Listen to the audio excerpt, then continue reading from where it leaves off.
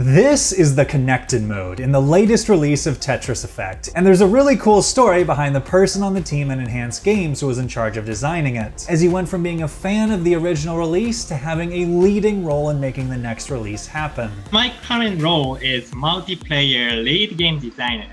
I designed the game rules of each mode in this update and managed balance or parameter things with the help of other game designers and team members. So this is Tomohiro Tatajima, better known by his online screen name Greentea, who at a young age was already a prodigy at many different versions of Tetris, becoming only the 9th player in the world to achieve the TGM3 Grandmaster rank using the classic rotation rule. And after winning several of the classic Tetris monthly online tournaments for NES Tetris, he decided to travel from Japan all the way to America to compete in the classic Tetris World Championships. Little did he know how life-changing the trip would end up being. So how did you start working with Tetris Effect? The beginning of the story was at the Classic Tetris World Championship 2018. In the tournament venue, there was a side tournament area where you could try Tetris Effect before its launch. I tried the game for the first time in VR and I soon fell in love with it. Some of the key team members of Tetris Effect, including lead producers Tetsuya Mizuguchi and Mark McDonald, were there to promote the game, and Greentea got to meet them personally. After coming home from his debut at the Classic Tetris World Championships with an impressive 3rd place finish, Greentea set his sights on mastering Tetris Effect, putting special effort into the fittingly titled Master Mode, where the goal is to clear 300 lines as the pieces get faster and faster. Towards the end, things get almost impossibly fast, but not only was Greentea able to be the first person in the world to complete it, catching the attention of Enhance, he also managed to do it again in absolute style, by getting all the way to 299 lines and then setting up a Tetris line clear to put him 3 lines over the top for the maximum possible amount of lines in the mode. Several months later, when it was time to look for a job after my graduation from university, I couldn't get the games out of my head, so I applied for work at Enhance, dreaming to create emotional, interactive content like Tetris Effect. Much to my joy, that President Mizuguchi-san warmly welcomed me and I started working there.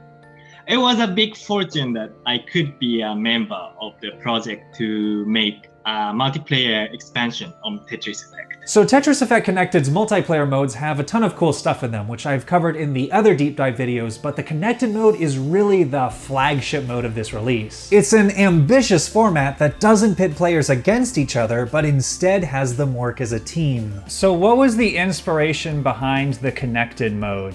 As an Enhanced team, we would like to make something special and suitable for multiplayer version of Tetris Effect. The original game's atmosphere is never like something that hurts others. Also, its community is really warm and friendly. So we thought it is best to make our main mode non-competitive and something which can connect people to other people. This concept led us to a 3-player cooperative mode, which the players' matrices will combine or be connected into one. So in the Connected mode, 3 teammates challenge a series of bosses in succession. This mode features 24 different boss attacks, which we call blitzes. We've created a wide variety of blitzes, such as making your matrix dirty, modifying the shape of your tetrimino, giving you a new rule, and more. Do you have a favorite blitz? My favorite blitz is Squeeze. It appears in late game, so you need to defeat a number of previous bosses first. In this blitz, the area you can place tetriminos will be squeezed to fewer class, restricting your freedom of placement. I feel so much fun in maintaining the edge of your matrix high by strategically making use of next and hold Q.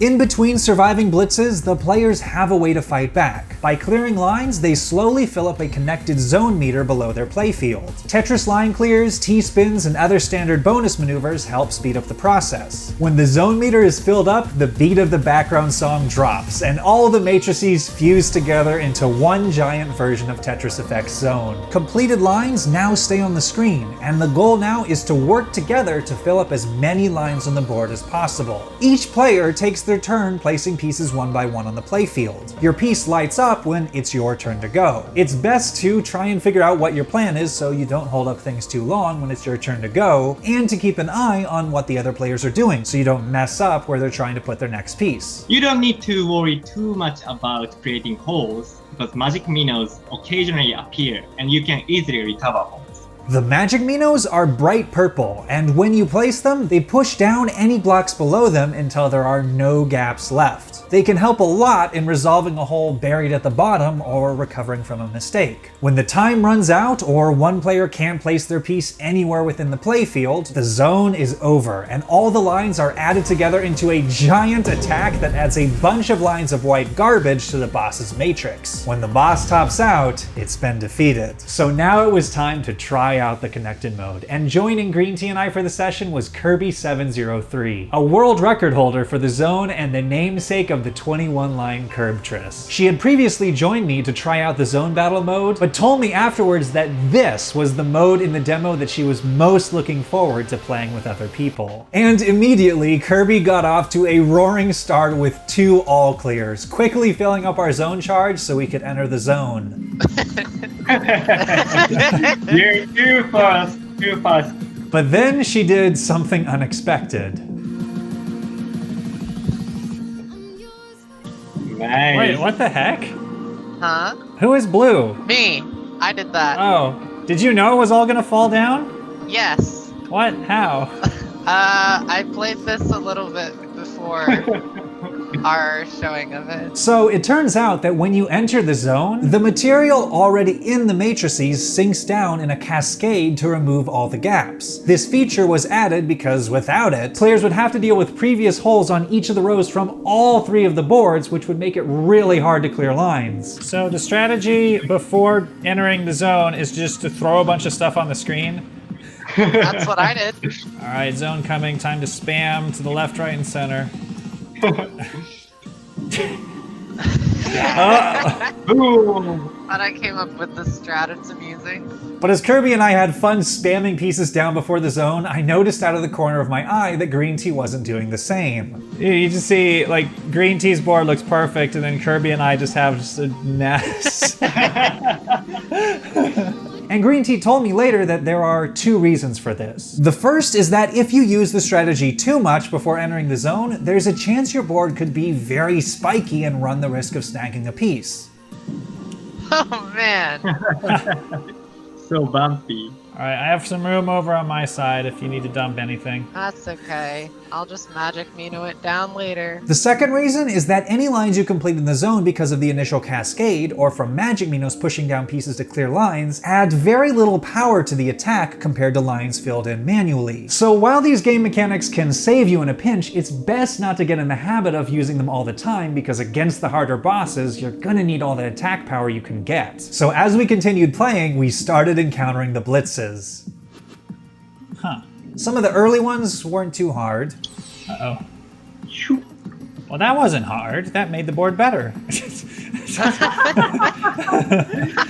Hey, mine just gave me more of a wow. There was another one that took away the hard drop. Push down point time. Harry Hong will love it. As we kept going, though, the blitzes got a bit harder. Okay, so bump up is really dangerous if you have a high stack. Yes. Ooh, dangerous. Oh, yikes. One of the funnest ones was the Mega Minos, which allowed Greentea to score a Tetris line clear with a square. Oh, I got the big one. Giant Tetris. Overall, playing the connected mode was a blast. Nice teamwork. Yeah. Yeah, alright, we're ready for the Tetris. Yes. Boom. 142 nice attack. 142. The only disappointment at the end was that we were only able to play against the level 1 bosses in the demo. How would you describe the final boss? I don't want to spoil anything about it now, but the final boss of Connected Mode should be most intense and challenging, and at the same time should be most fun to play. But now I don't have to wait any longer to find out, as Tetris Effect Connected has finally been released. And now that everything is launched, they're also debuting a special mode that goes live once a week where a fourth player can actually play as the boss. In this mode, the fourth player toggles between filling up their blitz meter to launch attacks and playing in defense mode, which is the only way to clear away the white lines of garbage sent over from the connected zone attacks. Anyways, this wraps up the final of the deep dive videos. If you've watched them all, thanks for joining me. And thanks to Kirby and Greentea for taking part. And thanks to Enhance for making this all possible.